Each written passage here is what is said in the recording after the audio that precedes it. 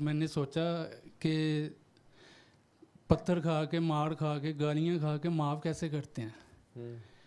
तो इतने में ना मैंने पाँव चारपाई पर रखा तो मैं अपने लेसिस बांधने शुरू कर दिए। चारपाई किस जगह पे थे आप? घर में ही थे? नहीं, जहाँ पे मैं जॉब करता था ना, उसके हाँ। प्लाजे की बेसमेंट पे। हाँ जी। तो वहाँ किसी की चारपाई पड़ी थी? हाँ जी, अच्छा उस प्लाजे का ना चौकीदार था, अच्छा, उसकी चारपाई थी। उसकी चारपाई थी। तो मैंने उसके पाँव रखा तो लेसिस बांधने शुरू कर दिए। वो आ गया तो मुझे गालियाँ निकालनी शुरू कर दी। मैंने कहा भाई मेरे से गलती हो गई है। तो वो उस पर नहीं माना, उसने ना मुझे मारना शुरू कर दिया। अच्छा। अब इतने में मैं सोची जा रहा हूँ वो मुझे बिस्तर बिछा मार रहा हुआ है। था? चादर चादर बिछी हुई थी उसकी? नहीं, खाली थी। खाली चारपाई थी? हाँ जी। वो आपने कपड़े से साफ कर देनी थी वो जगह जहाँ बूट रख दिया था? तो वो ना मुझे मारी जा रहा था चपेटे। तो मतलब मेरे से भी ज़्यादा हाइट थी और सेहतमंद भी था वो। मतलब वैसे भी खानी पड़नी थी। तो वो चपेड़े मार रहा था मुझे लेफ़्ट राइट मेरे मुंह के ऊपर। और मैं ये कह रहा हूँ कि सर अब मैं क्या करूँ, अब मैं क्या करूँ। तो उतनी देर में ना वो रुक गया। मतलब इतनी उसकी हाइट थी कि मैं भी नहीं उसको पकड़ पा रहा था। तो मैं रुक गया। तो मैंने सोचा अब ये मेरे दिल में चल रहा है कि सर मैं क्या, ये ऑटोमेटिकली हो रहा था। तो मैंने कहा सर ये कि मैं क्या करूं। मैं थोड़ी देर रुका तो वो ना एक दिल में आवाज़ आनी शुरू हो गई, जैसे आप कह रहे होते कि नबी पाक सल्लल्लाहु अलैहि वसल्लम ने भी पत्थर खा के मार, मतलब इतनी तकलीफ़ें सह कर भी माफ़ ही किया है। तो मैं पीछे जाके सोचा, मैंने कहा या अल्लाह मैंने भी इसको माफ़ कर दिया। अब मैं ऊपर चला गया। अब वो बंदा वो आया उसके बाद ना वो राइफ़ल लेकर ना तो फिरने शुरू हो गया बाहर। अब मैं शीशे से देख रहा था समझ आ रही। और मैं ना डर के मारे अब बाहर भी नहीं जा रहा था कि यार ये ना हो के फिर आंखें आंखें मिले और वो खारबाजी में फिर कोई बात शुरू हो जाए। अच्छा, तूने अभी भी आंखें मिलानी थी उससे? मतलब होता है ना कि तुमने फिर मेरी तरफ क्यों देखा है। मैं तुम सारों को, कैफियत वालों को जितने हो, मैं सारों को कह के थक गया हूँ कि अखा च वेखी नहीं होता कि लिफ्ट कराते ही नहीं, चुप करके अपनी दुनिया में फिरते हैं। लेकिन तुम लोग अपनी कैफियतें बढ़ाते ही तब हो कि तुझे यार ना आके एक बारी घूरी पानी होती है, ठीक है। उसके बाद पता चलता है कि अग लग गई है या उधर लग गई है तो अग लग गई। अब मैं उसको देख रहा था 2-3 घंटे से ना वो राइफल लेके फिरी जा रहा है इधर उधर इधर उधर। 2-3 घंटे? हाँ जी। अच्छा। अब मैंने घर जाना था, मैंने कहा अब देखी जाएगी क्या होगा। खैर मैं बाहर निकला तो उसने मेरा हाथ पकड़ मुझे साइड पे ले गया। मैं कहा कहाँ सा बात सुन ले। तो इतने में ना सर वो उसने ज़मीन पे बंदूक रख के कहा माफ़ी देते हो कि नहीं?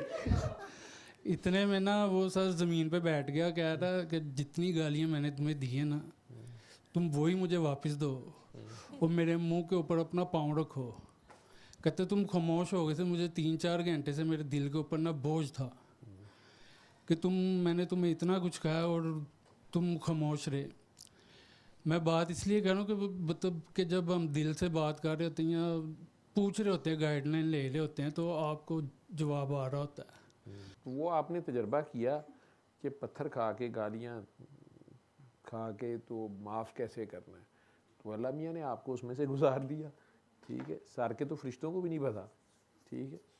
अब आपको तजर्बा हुआ, लेकिन आपने माशाल्लाह, बड़ी अच्छी बात है कि अल्लाह मियाँ ने ये ज़रा ख्याल रखा कि वो थोड़ा आपकी हाइट का होता, आपसे कम हाइट का होता, तो आपने ये बाद में सीखना था कि मार के माफ़ी कैसे खानी, ठीक है।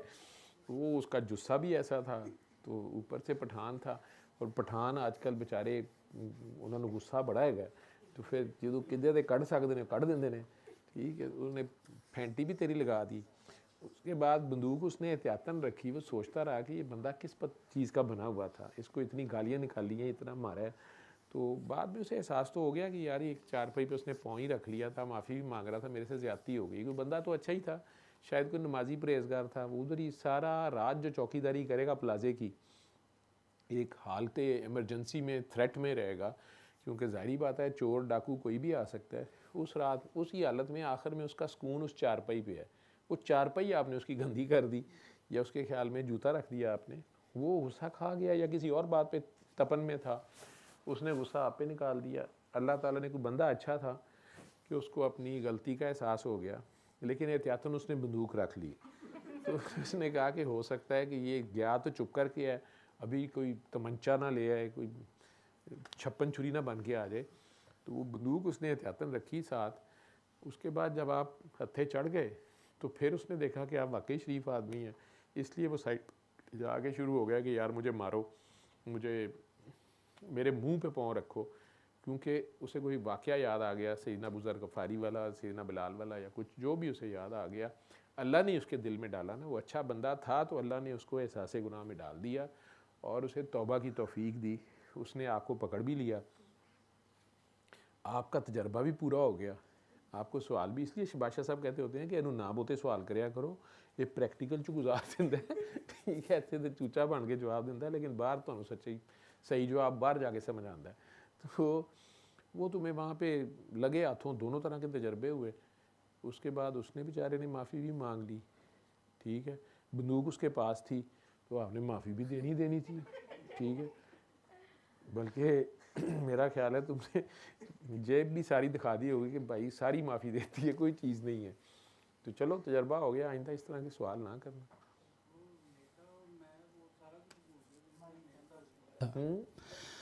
जो वो कह रहा था जब तक तुम माफ़ नहीं करोगे मैं तुम्हें जाने नहीं दूंगा।